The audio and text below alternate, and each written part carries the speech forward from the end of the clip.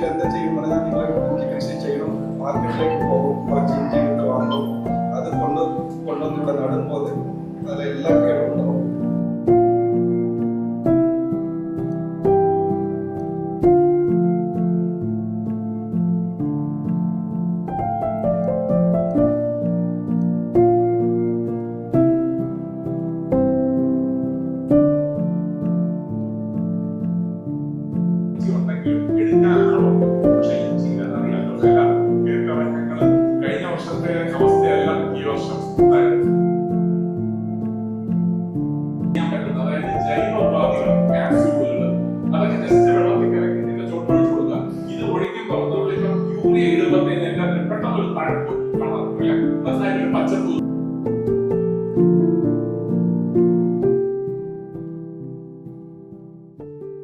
എൻ്റെ പേര് doctor Lijo Thomas. ഞാൻ ഭാരതീയ സുഗന്ധവിള ഗവേഷണ സ്ഥാപനത്തിലെ സീനിയർ സയൻറ്റിസ്റ്റാണ്.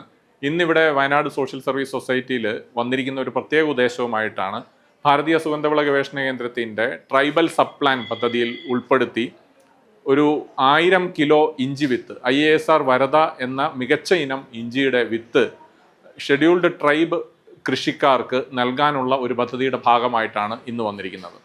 ഇന്ന് ഇവിടെ ഇടവക, മാനന്തവാടി, അതുപോലെ വയനാട് ജില്ലയുടെ വിവിധ മേഖലകളിലുള്ള കൃഷിക്കാർക്ക് ഒരു 10 കിലോ വീതം ഇഞ്ചി വിത്ത് നൽകുകയും അതോടൊപ്പം ആ വിത്തിന് വേണ്ട അടിസ്ഥാന സൗകര്യങ്ങൾ, അതായത് വളങ്ങൾ, അതുപോലെ അതിനാവശ്യമുള്ള ജൈവ ഉപാധികൾ ഇതെല്ലാം നൽകിക്കൊണ്ട് അവരുടെ ഒരു ഇഞ്ചിയുടെ ഒരു സംസ്കാരം, ഇഞ്ചിയുടെ പുതിയ മുന്തിയ ഇനം അല്ല നല്ല ഇനം ഇഞ്ചി വിത്ത് കർഷകരിലേക്ക് എത്തിക്കുക എന്നുള്ള ഉദ്ദേശമാണ് സ്ഥാപനത്തിനുള്ളത്.